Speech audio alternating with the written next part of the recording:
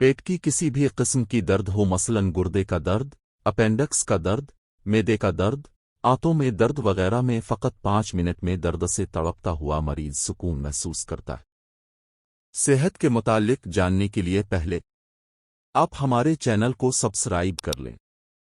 अब आते हैं नुस्खे की तरफ।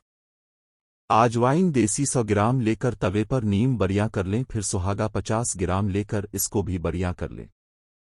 इसके बाद मीठा सोडा 50 ग्राम ले, इसमें काली मिर्च 25 ग्राम। उन तमाम अशिया को बारीक पाउडर बनाकर मसल गुबार करके किसी शीशी में महफूज रखें।